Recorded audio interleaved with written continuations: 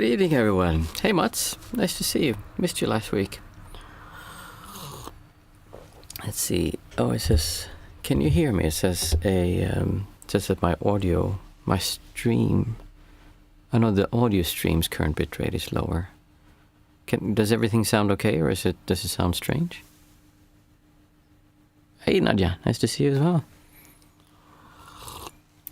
I hope everyone's had a good weekend and catching up to starting off the week. I had a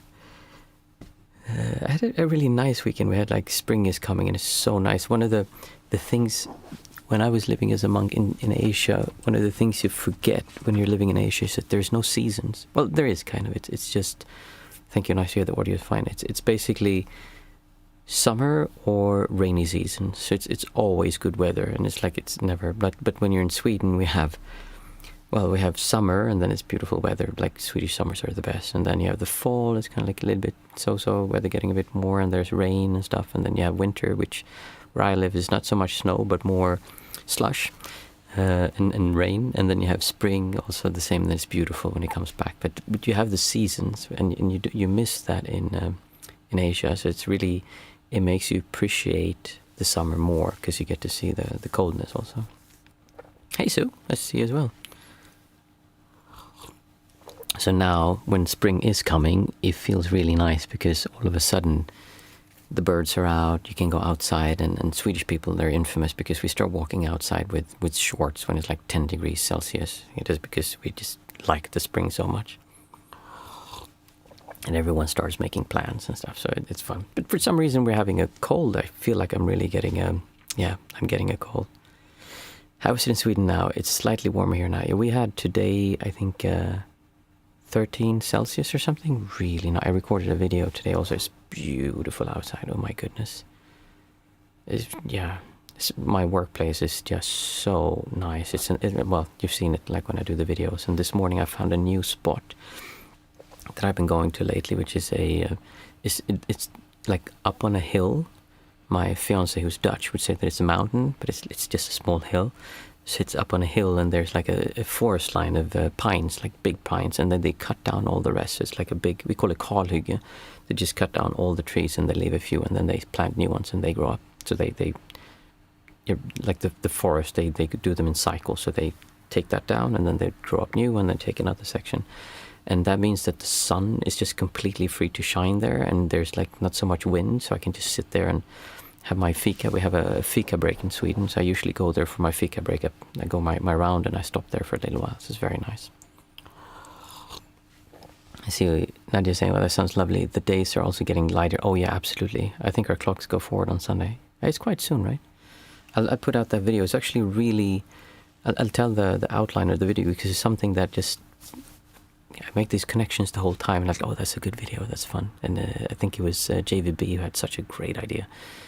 Question last week. That's also a good video. But the idea was that we see, when we look at enlightenment, there's this idea that, or liberation, there's this idea that you do something really difficult, or you have some incredible experience, and then you're rewarded by being liberated. It's this idea that it's a quick fix, Maybe the point to getting to that reward is not quick, but it's the idea that, okay, you do something that's really tough and you struggle and you're really in there and you're fighting, and then, I just got it now. Like the Buddha, he went out and he meditated all the time. It didn't work. And then he sat down under the Bodhi tree, and I'm going to sit here on my butt until I get enlightened, or I'm going to die trying.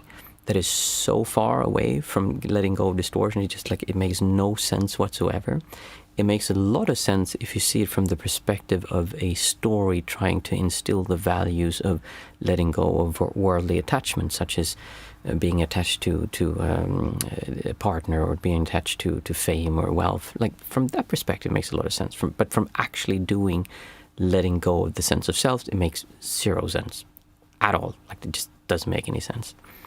So I compare that with how we view liberation as something we fight, and then we reward it. Or you meditate and you get really good at meditation and you have this blissful experience, and then you're liberated. And we have this, because we all like good stories, right? So it's the same idea as how we search for a partner. When I was younger, I thought, okay, you know what? I need to find the perfect girlfriend. So I looked for a girlfriend and I found her, and I just burned. My love was so strong, and it's like, and I was very passionate, and it lasted for 3 months or 6 months, and then it was over. And like, yeah, obviously there was something wrong with her, right? Because I'm not feeling love anymore. So she's doing something that she's not doing it well enough for me to feel love. It couldn't possibly be me, right? But there's this idea that you find that person and then you live happily ever after. And if you've ever been in a relationship long term, you know that just doesn't exist. That's a fairy tale. It's like sleeping like a baby. That's just complete BS. Babies don't sleep like babies. Babies cry and wake up the whole time. I don't know where they got that from. Maybe if the baby is sick, they sleep all night. But otherwise, babies don't sleep all night. And it's the same. You don't meet your favorite, like your soulmate, and then there's no problems. Instead, finding a beautiful relationship is work. You have to be mature enough, and the partner has to be mature enough, or you have to mature together. And then you need to figure out, how does the other person work? What do they need to be happy? What love language do they have? When do they feel loved? Is it spending time together? Is it physical contact? Is it... Yeah, there's like all these philosophies behind that, but there really are different ways we show love, and then you need to be respectful of them. You need to help them grow, to help them be happy, and then they need to also do the same for you, because if not, then it doesn't work. And I think a lot of people, when it just works, it's one partner who just kind of sacrifices everything and makes sure the other one is okay. So it's so easy for us, but actually, is it really? So it's the same mistake in believing that, oh, to get liberated, I just do something and I have a peak experience, and then I'll be rewarded with liberation. Same as I just find my soulmate, my twin soul, there's all these terms, I don't even know them anymore. I heard a new one the other day. What do they call it? Not twin soul, not spirit flame, maybe. I don't know, something that sounded really powerful. So they're looking for that thing, and if I just find that perfect person, it will just be perfect after, or they will help bring out the best in me, instead of just, oh, you know what, a good relationship takes work, it takes sacrifices, take a lot of listening, understanding, communicating, and a lot of people don't do that. So they can still work, but then you'll have more like a functional like company together. But if you actually want to have a strong relationship, you need to really work on that. Let's see, Luna. Hi, Luna. Nice to see you. Summer is coming. Oh, yeah, not winter. True, all seasons are beautiful if you don't have winter depression. Oh, yeah. Twin flame. Yeah, that's the one. That's the one. I think that was the one, twin flame. So, yeah, that was the next video. And I thought that was such a... Because I can't remember where this came up, but it really is funny how we view it this way. It's this idea that it's somehow... Yeah, you just... people love these peak experiences, and the problem is, in peak experiences you have the same as in a honeymoon. When you just meet someone, it's so amazing, they're so incredible, everything they do is incredible, they fart like, oh my goodness, it smells like roses, they're just amazing.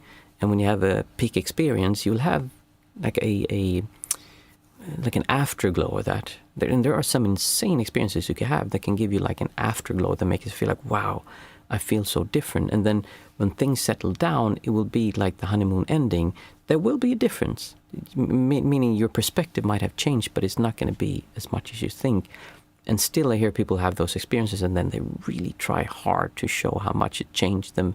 And they like make all these, stories. I've heard so much stuff that just, from the perspective of letting go of the sense of self, make no sense whatsoever.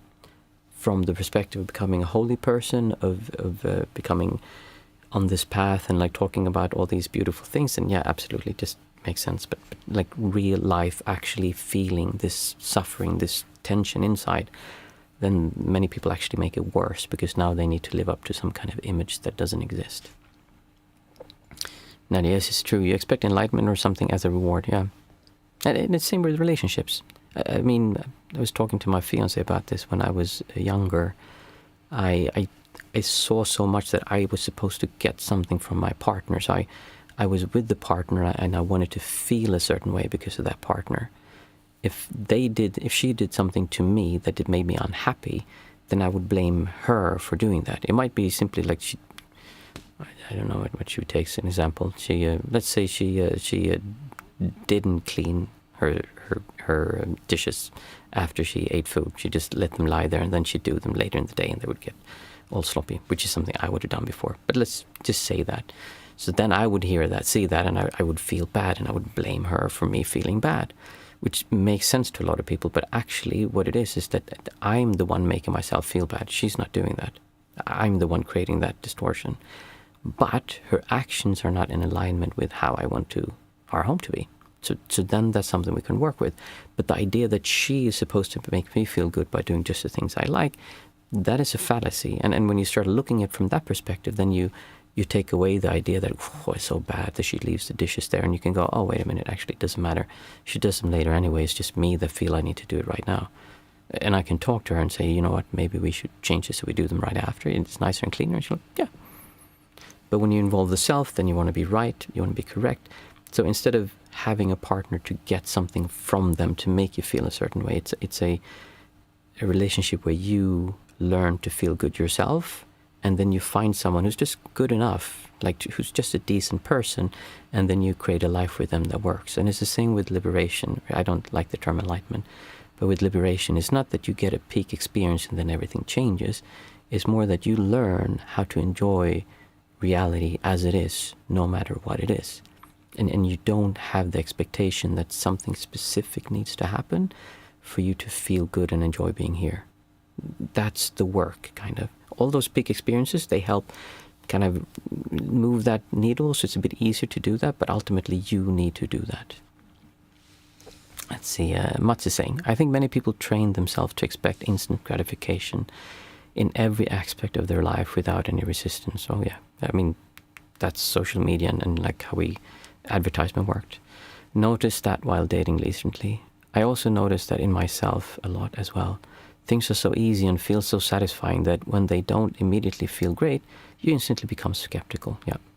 Nadia, yeah, definitely, Mats. It has become easier to get instant gratification now compared to when I grew up in the 80s. And it is. It was so, I mean, things were so different back then. And I think it was easier in one way because now we're just so preoccupied with not being here. Like telephones, they're basically made to make you not be here. They're made to make you watch and feel something that's not here. So that, I mean, just sitting here in this room is boring, so I should do this.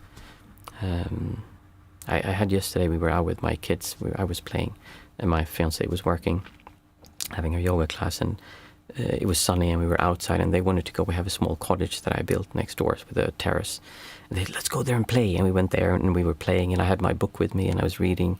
And I could see the difference when I read a book and when I sit with my phone. Because when I sit with my phone, there's images and I'm more like engrossed in that. Whereas a book, you're more aware of your surroundings, and then it's less stressful for you to do that. And my son, he was running around. It's like, there's a fire, and he was a fireman. And they came by, Papa, I'm home. Can I have food now?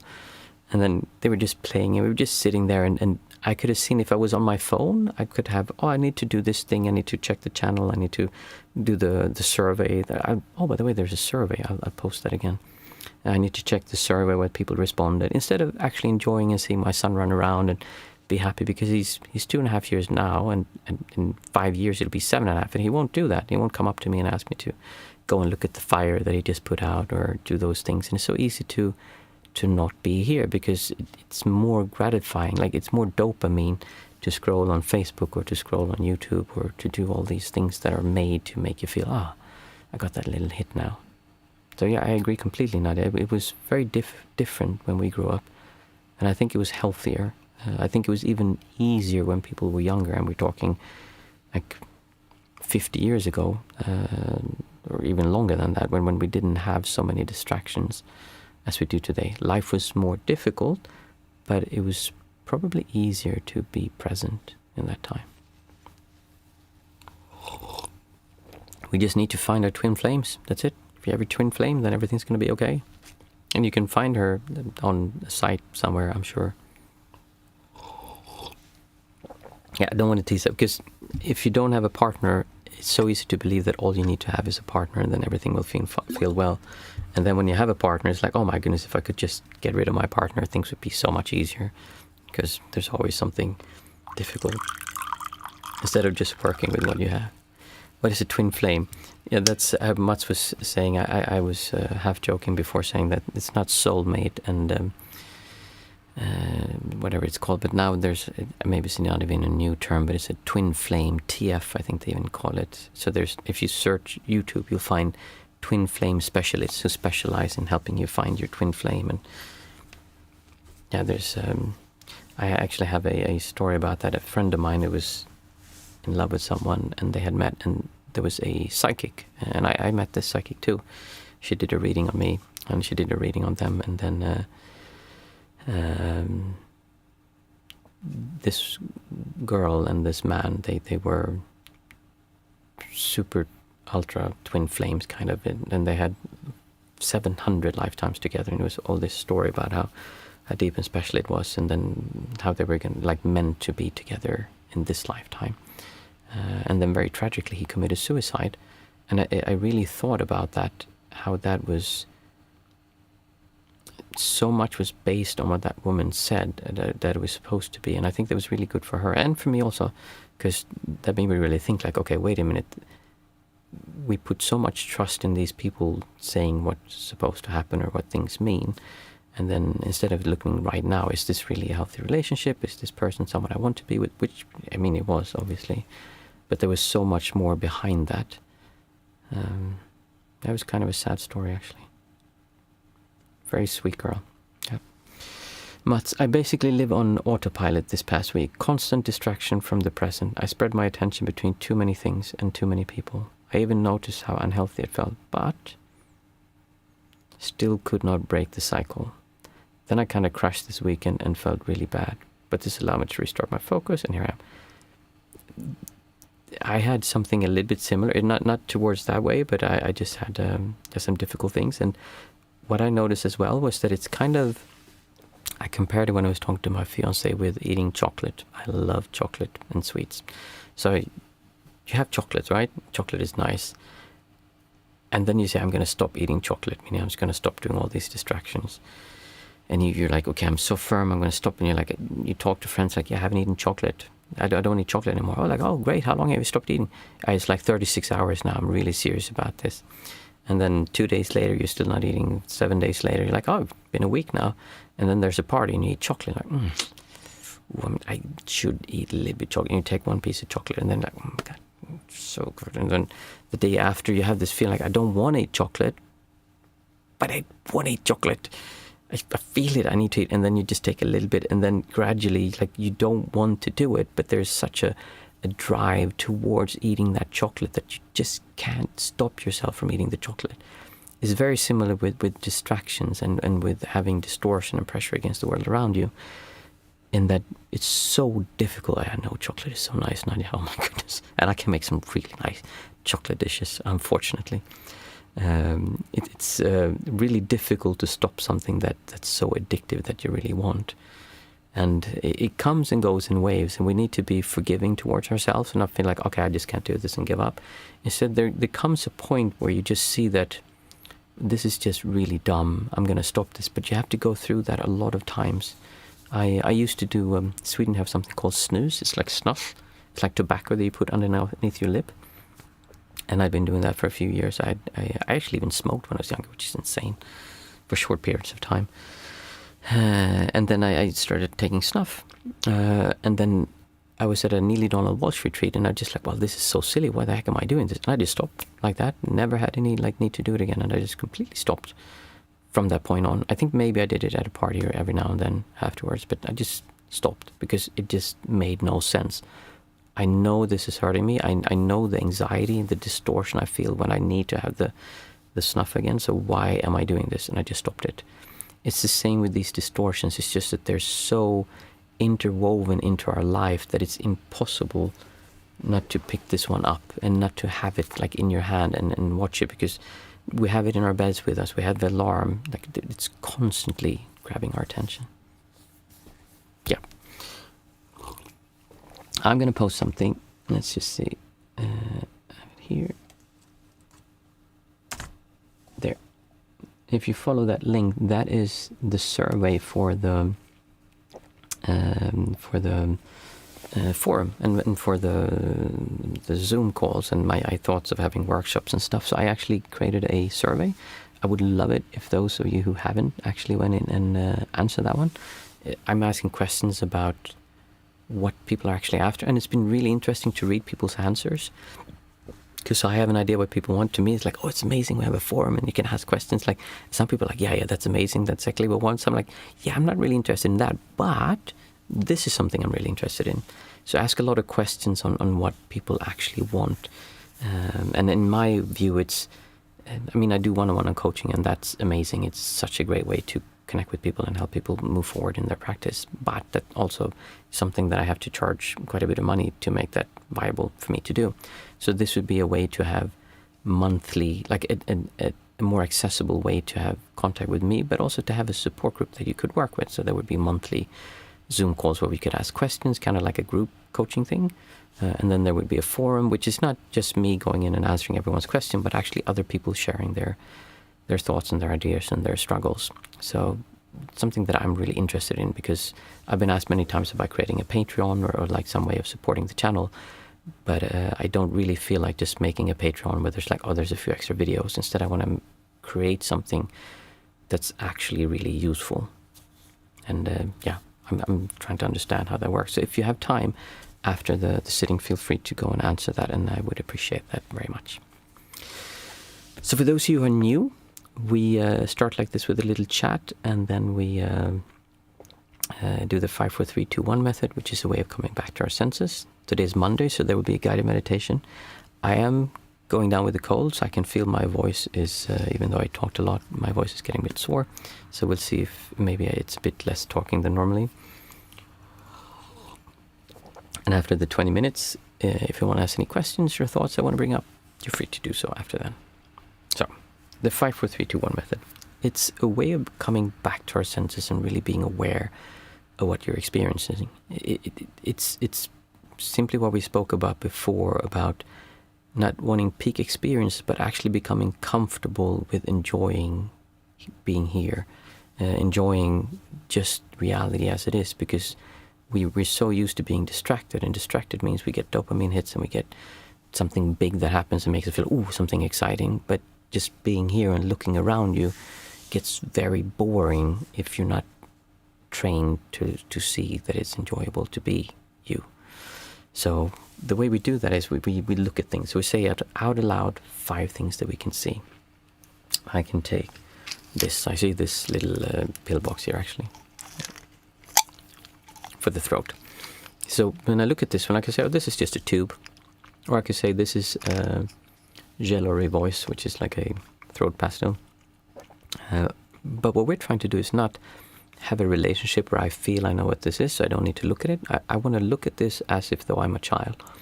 And a child will look at this and say, ooh, this is interesting. Look, there's colors here. They might not know the name of the colors, but there's different colors, there's patterns. I can see the texture, different here to here. There's lots of shadows and reflections. There's like a long line of reflection here, and these strange things here. I mean, I know what these are, but a child wouldn't. I'm like, oh. And it goes all the way around. I wonder why that is. That's very interesting. So really looking at it with new eyes, with becoming interested in the world around you. And then say it out loud, to not just checking them off as though, okay, I've done with that now. Next, I see a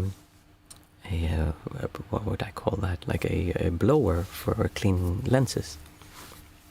Same thing here. I see the rubber. I see the texture of it, the colors, reflections.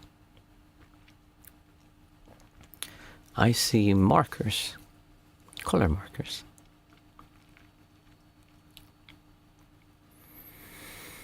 I can see a fire extinguisher. And I can see an image of myself on the computer.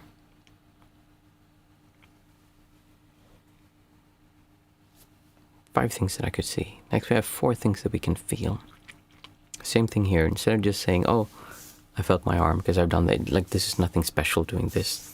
Instead feel like, what does that actually feel like when you're being touched? The sensations of having skin touch you. Like there's a lot of stuff happening here. Feeling how it's like, oh, it's almost like a bit electric, something, not tickling, but it's an interesting feeling. And then there's pressure. I can feel the heat. It's very different where I touch. I can feel this piece of paper my daughter drew. I can feel that it's sharp here. And it's very soft on this end. I can see the texture. It feels a little bit different where it's been painted. And I can feel the carpet. Hey, Mindful Mama, nice to have you here. The carpet, very dense and different from the other fabrics here.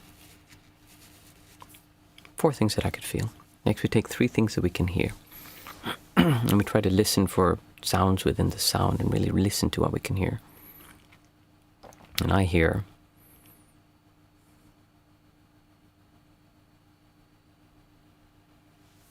sound of wind outside.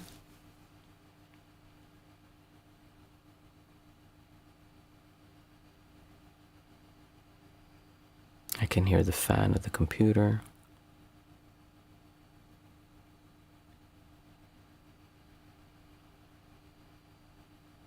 There's a sound from my neck.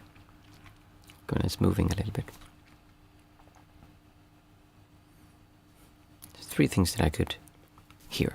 Next we take 2 things. Hey Jack, nice to have you here again. 2 things that we can smell.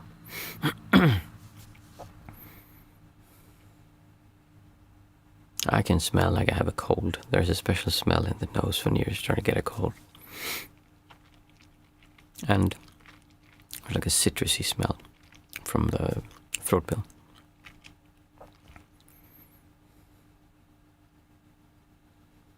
Two things that I can smell. And finally, one thing that we can taste. In my case, it's really overpoweringly strong. I would say it might actually be strawberry. Some kind of flavor, fruit.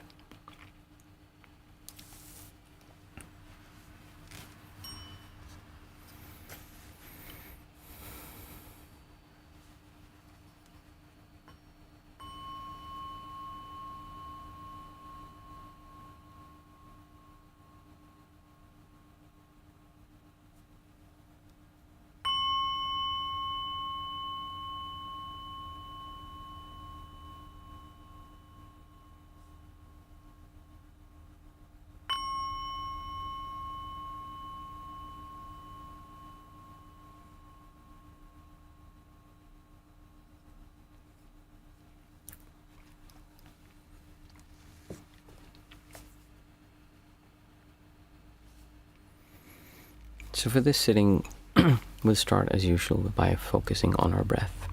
And I want you to just move your awareness back to your breath. The easiest way to do this is to breathe through your nose and just feel, what does it feel like when breath is coming in and when breath is going out? We're not specifically looking for every single nuance and minute detail of the breath. Instead, we're trying to use the breath as a anchor, almost like a metronome. If you're trying to sing, you can have a metronome in the background that helps you keep the rhythm, that helps you keep the music in tune and make sure the music works. And it's a little bit the same way with our breath. The breath is just happening. We're not trying to control the breath, not trying to slow it down or speed it up or make it go deep or shallow. It's just whatever the breath does. And as we train ourselves to observe and follow the breath, not control it, but just follow the breath and let it happen by itself, it helps us become aware of what's happening within the field of ourselves, this distortion field, this pressure towards the world around you. Just as you can learn to sing in sync with the metronome when you're listening to music. So start observing your breath and just notice how breath is happening. And at the same time, widen your awareness. Don't try to tense up and look at a tiny, tiny part, because as soon as you start feeling separation, meaning I am here and I'm looking at this point, then you're doing counterproductive to what we're trying to do. We're trying to create a big, open, relaxed state without conflict, without pressure, where breath can happen, where your feelings can come up and disappear without you resisting them, where whatever happens inside of you is given space to be the way it is. Not to engross yourself in it and make it more powerful than it is, but just to let it be there, and then you will see that it'll come and it will go. As you start focusing on your breath, you'll quite quickly notice that the mind doesn't want to do this. The mind would much rather disappear into a fantasy about something wonderful that's going to happen, about something terrible that's going to happen, and you need to prepare for it. You need to be sure that that doesn't happen, or you need to ensure that it does happen. And doing this, of course, makes it very difficult to be aware of your breath, because now you're off in your thoughts, off in some soft or strong distortion about a possible future, or something that happened in the past, or however you imagined that whatever happened in the past happened. And to make this a little bit easier, we're going to be using a technique where we count our breath from 1 to 8, and then down again from 8 to 1. And when we do this, there's a natural rhythm to the breath that you'll start noticing. Breath, when we breathe in a relaxed way, and not when we're controlling our breath, but when we let it happen by itself. The breath will go in. There's a tiny pause as the breath turns around and goes out. And then there's a pause in between the breaths. This is where we put the number that we count, because that's where it's most likely that your thoughts are going to creep in, and you're going to get caught up in the comfortableness of some distortion and disappear with it. So we'll do this with you once, and then you can continue by yourself. So breathing in and out. 1. In and out. 2. In and out. 3. In and out. 4. In and out. 5. In and out. 6. In and out. 7. In and out. 8. In and out. 7. In and out. 6. In and out. 5. In and out. 4. In and out. 3. In and out. 2. In and out. 1. Now keep counting your breath from 1 to 8, and then down again from 8 to 1 as you're breathing in and out. 1. In and out.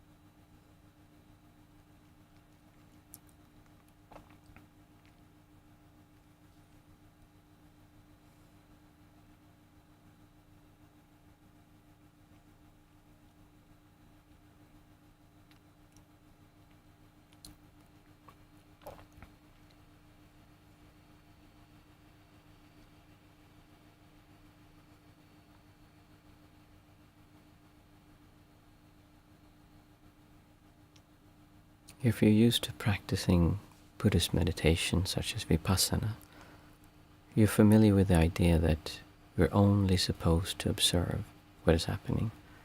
We're not supposed to actively try to change anything that happens inside of us. That approach made a lot of sense to me when I started meditating, and it's what I did to begin with for a very long time, until I realized that that misses a very important point.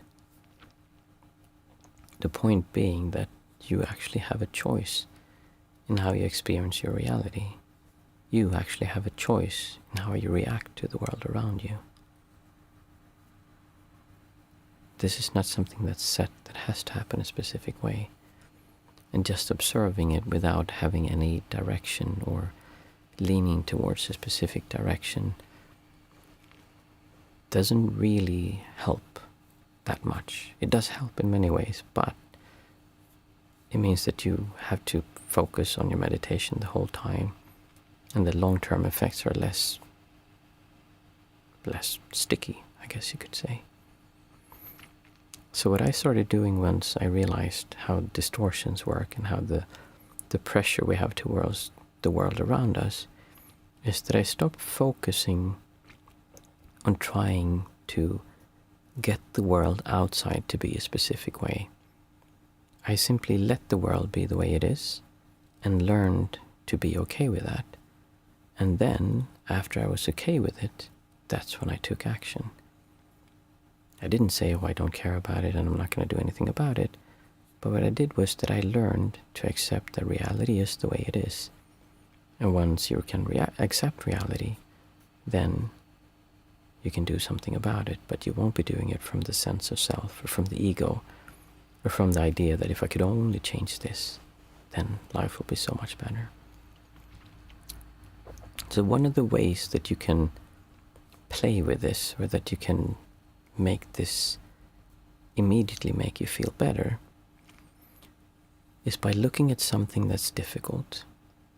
If you have something right now in your life that you find is difficult for you, that creates this uncomfortable feeling inside of you, and I want to tell you beforehand, if this is an exercise that makes you feel bad or is just overwhelming, just stop. There's absolutely no shame in feeling, oh, this is too much, I'm not going to do this. By all means, if you do, you're doing the right thing to stop. So don't push yourself into something that doesn't make you feel better. That's kind of defeating the purpose. We're trying to make you feel better. And the way that it works is dependent on how you are as a person. And I'll let you know in one way what you can look for. So for me, when I think about dying, there's such a relief in dying, because it means that all the struggles I have, everything that I find is so important, and everything that I work so hard to make a specific way, it just doesn't matter because I'm dead. So it's gone. And that is really a big release for me, because I don't have to stress about anything. I'll be dead anyway. It doesn't matter what happened with that thing that seems so important, because when I die, I mean, who cares? I'm not alive anymore. So I just wasted my time being here on being upset with something not turning out the way I want it to be. So if you can see that perspective, you can see that dying is actually a gift in many ways. It can teach you that you don't need to worry so much about what happens. Now, if you can see that, then what we're going to do next is going to make much more sense. So I want you to think of something that is really difficult for you. Let's say currently you're worrying about you have a bill that you can't pay, and it's not overwhelming, but it's a bill. Let's say it's $500, and you simply cannot find the money to pay it, if that's something you have a problem with, or $1,000, whatever makes you feel like, oh, I can't pay this right now. And then when you think about that, you get stressed. You feel, oh my goodness, what if I can't pay? It's going to be so terrible. And you have all this pressure towards that thing not working out the way you need it to.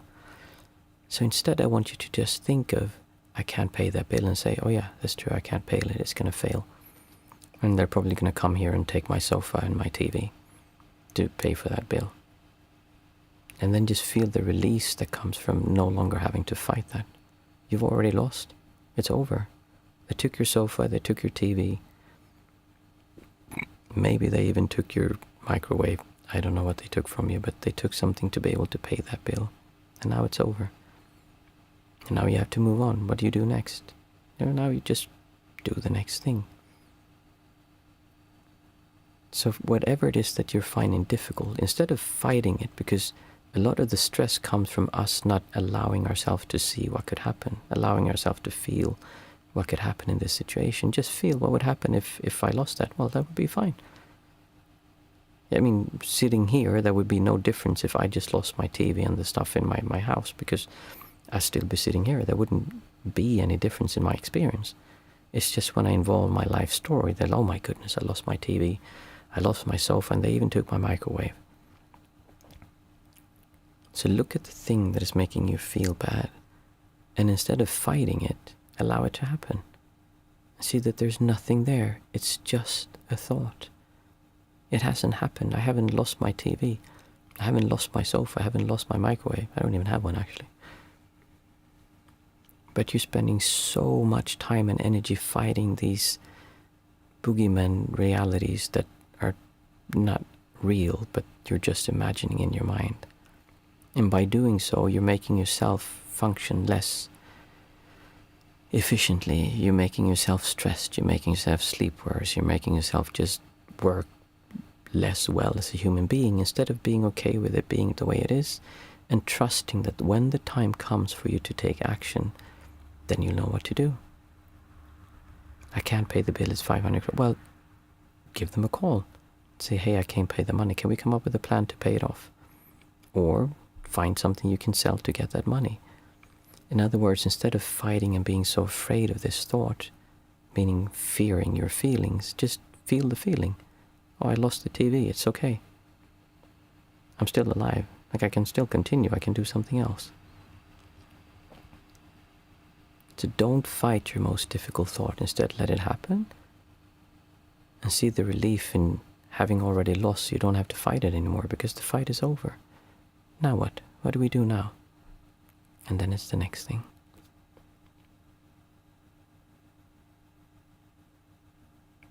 Sit with that.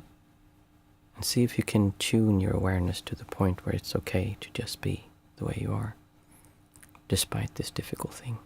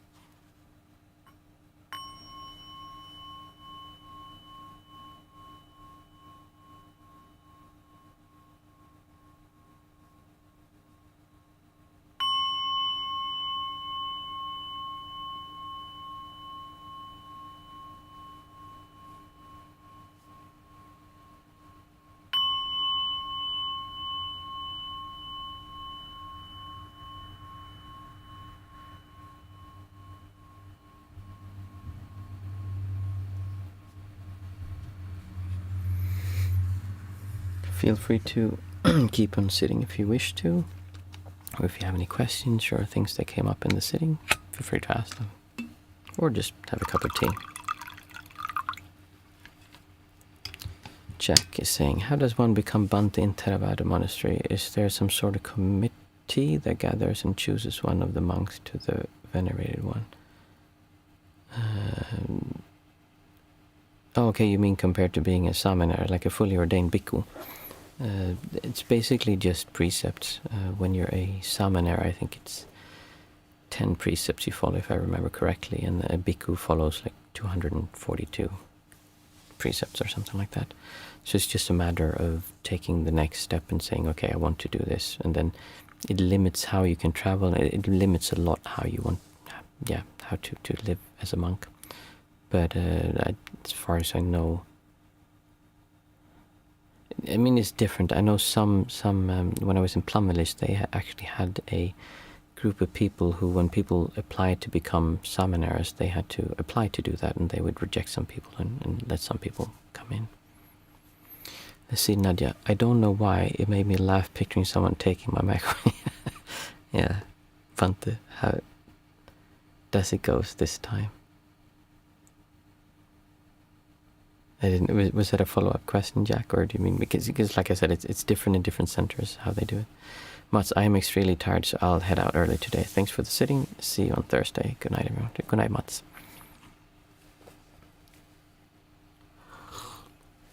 Did anyone have any experience with the turning it around when you have this difficult thing and just think, oh, okay, it just goes to hell anyway, so I don't need to worry about it? Could you let go of the idea that it's so important that you could actually let go? It's just thought. We're not saying that, oh, we're going to let that happen. It's just that we don't fight it, because the feeling of, oh no, they're going to take my microwave or the thing, it's just a thought. It's not real, and yet we're experiencing it as if though it's real. So you can just let go of that. It's something that for me works really well, because it is the same idea that, oh, when I'm dead, like, I don't have to worry because I'm dead. So, and it makes me feel calm when I think about that. I felt a great sense of relief thinking about death from this new point of view, like letting go. Yeah. And some people can feel the other way around. They can feel, oh, there's no point in doing anything because I'm going to die, so why should I even try? Jack, yes, Theravada has Bhante venerated ones. Does it goes with time you spent, or bhikkhu is some kind of Shaolin trail to test? No. Bhante is, well, in Sri Lanka at least, they call Bhante and venerated one. They call pretty much all monks that. But bhikkhu is a fully ordained bhikkhu, and a samanera is a novice monk. So a samanera is someone who follows the 10 precepts. A bhikkhu is someone who follows all the precepts. This is just the terms they use in Sri Lanka. It might be that in other traditions they say Bhante and venerated ones for fully ordained bhikkhu.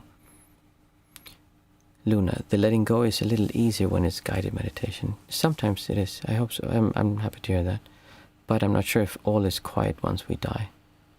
I have no idea. I mean, no one knows. But the way I see it, like, there's no point in speculating about that, because you could never figure that out. So from my perspective, like, we're dead, and then, yeah, whatever happens, happens.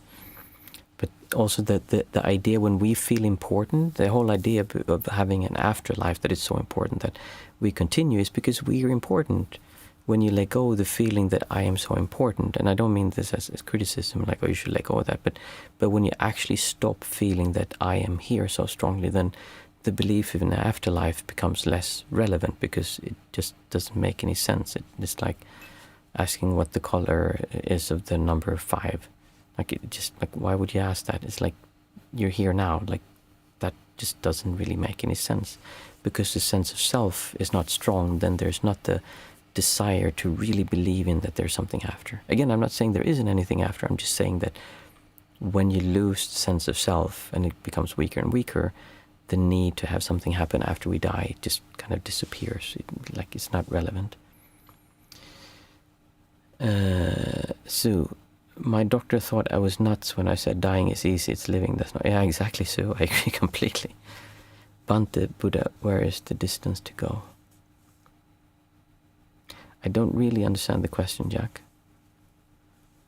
Luna, I know, that's why I chose to believe after death things would be quit.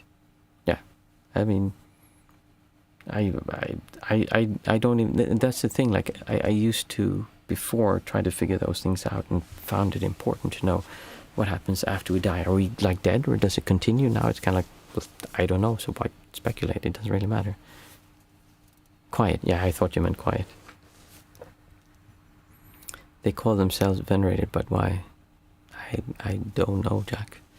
It's, I mean, they don't really call themselves venerated. Other people call them venerated. I think there's so much strange stuff in, like, I spoke about this earlier today with someone. It's, when we look at Buddhism, you have to understand that everything we have that is written is several centuries after the Buddha lived. Like centuries, hundreds of years. There's a really fun game called, I think it's called Telephone, where you sit in a circle and then someone whispers something in their ear and they whisper it around the circle. When it comes back, it's usually changed completely. It will not be the same thing that they started out whispering. So imagine if you would do the whispering game over, say, I think it's 400 years that the first Buddhist texts were found. How much do you think is actually exactly verbatim what was said at that time? And how much has been influenced by the people who said that, with the traditions and the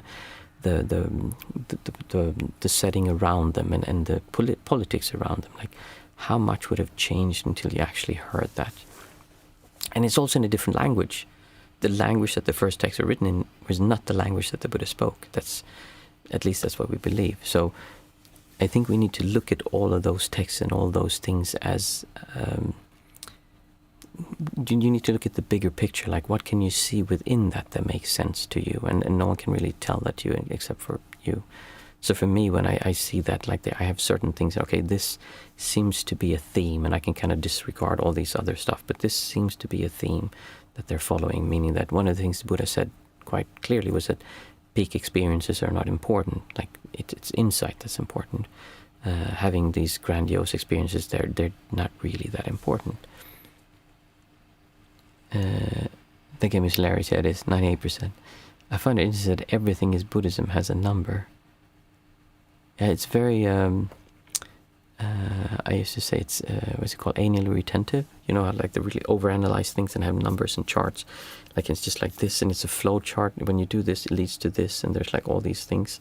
So it's over analytical. It's really made more like science is today, but with the mind. So it's very interesting if you look at it.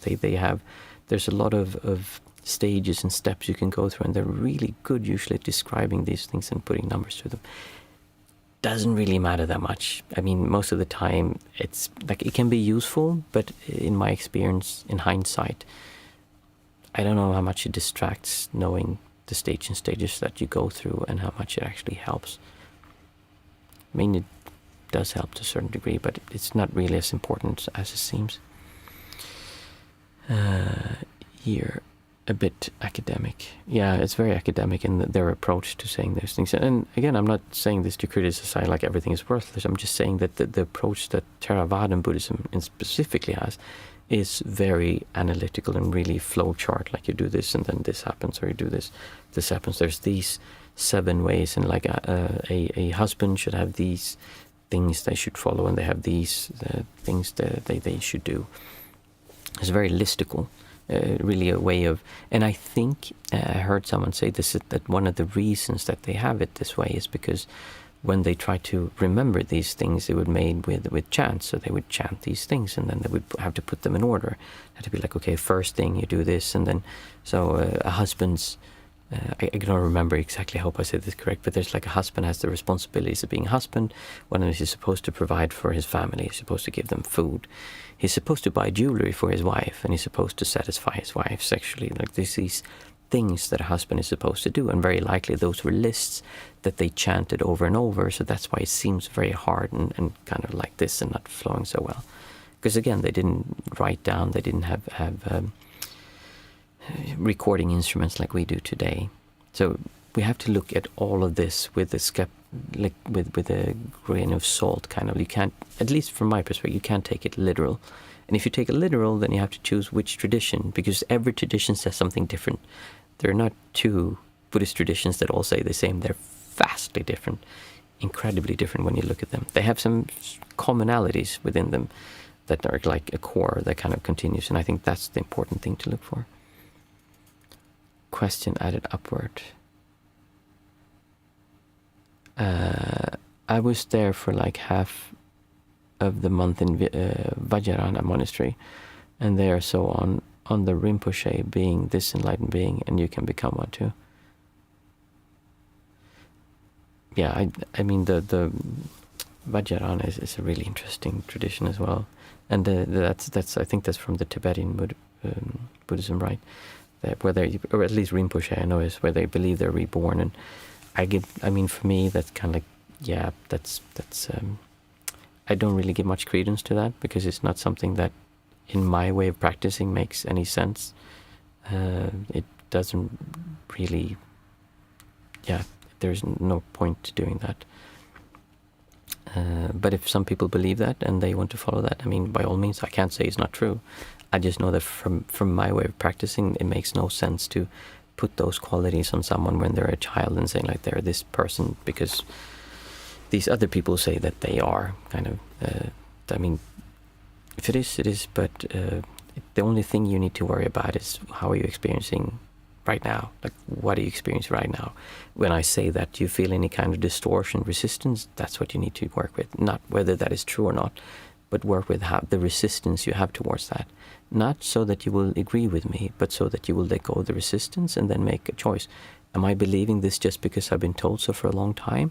Just because the elder people in my tribe says so? Or just because it makes sense to me from the perspective I have? This is, by the way, one of the core teachings I believe the Buddha had, which is that don't believe everything just because it says so in your old text, or just because your teacher said so, or just because it makes sense to you at first when you hear this. Nothing to practice like in Japan version of Buddhism, when there is Amida you can pray to and everything will be okay. Yeah.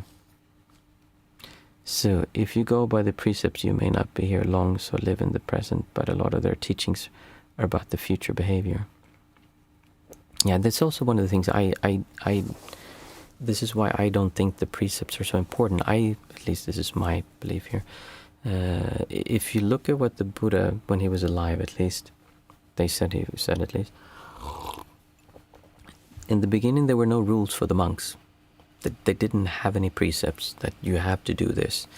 But then monks started misbehaving, and so they said, okay, we need to make sure that people follow certain rules so they don't misbehave. So for instance, a monk, when you're a monk, you have it's kind of like a teacher and a student position. Like a teacher can take advantage of the student.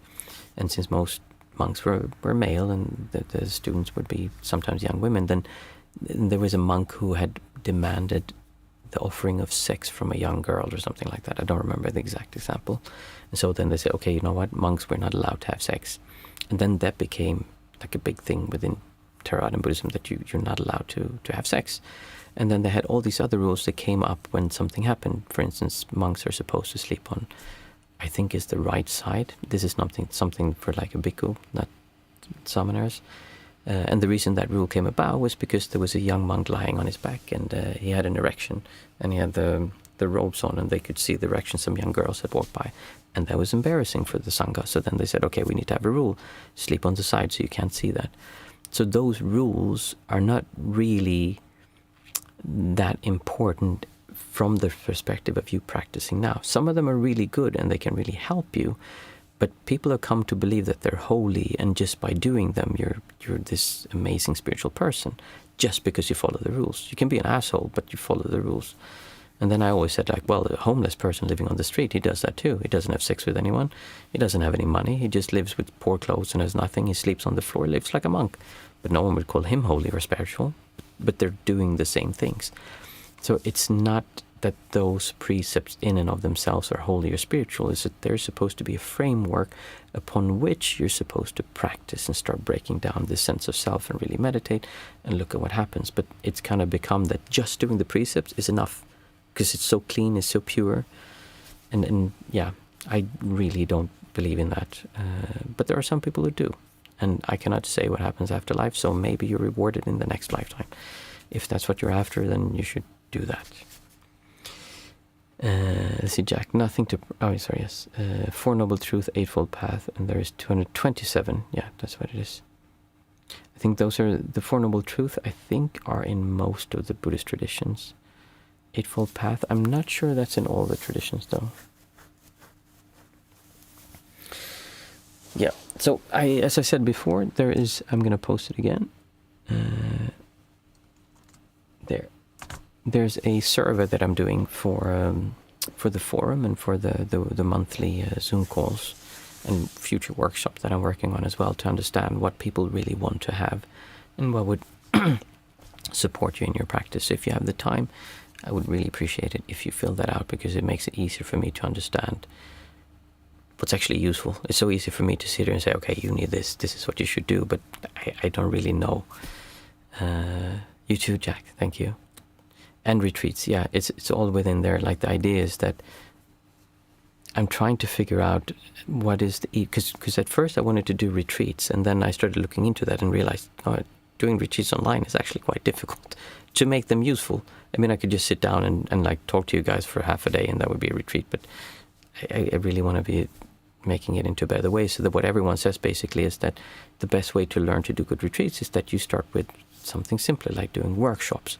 That are kind of shorter retreats that are interactive, where you would work on a subject. So say we could work on anxiety, for instance. How do you deal with anxiety from the perspective of distortion? And then there's all these things that I would go through with my coaching clients, and like that we would use to break down anxiety and to learn how to handle it, and to view it in a different light that you might be doing now, so that when you're able to do that, anxiety won't overwhelm you. It won't overpower you in the same way, and you will have less of it on a day-to-day basis. It's not going to just make it go away. But if you keep practicing that way and learn how to approach anxiety, you will have a different perspective on it, which will make life easier and will make life more enjoyable. And it's kind of a spiral upwards when it starts getting better and better. So, yeah, the question in those seminars is about what people are after, and mostly from the perspective of the forum, because people had been asking about, can you create a Patreon or something like that? And I said that I never really was into Patreon, and I don't feel that the idea of just making a few more videos every week is the best way to help you. I mean, even though that would be good, I think it's more beneficial to have a place where people can communicate with each other and with me, and then having basically monthly group coaching calls instead of having one-on-ones. So it's a more accessible way of working with me than just working one-on-one. So, sorry, I didn't get round to it at the weekend. I will do it in the morning. Thank you, Sue. Do you provide online one-on-one coaching? Yes, I do. Yeah, if you're interested, you can look at my... I think it's on the YouTube channel about... You can mail me if you have any questions. Yeah, mail me and I'll tell you more. Nice. I hope everyone had a nice sitting. I enjoyed it as always. And I'm looking forward to... I'm really looking forward to creating the forum and seeing whether that turns out. It will be a trial period. I don't think it's going to be something that they will say we're going to do for... I'll probably set a set amount of time to try it out and see how it works. I don't know if we're enough people to actually make this feel like it's a vibrant live community. I know when we're here, it's incredible and I love it. And I would love to make that as some place where people can find support and help from other like-minded people. 4chan for meditation. Yeah. Thank you, everyone. I hope you have a great week, and I will see you again on Thursday.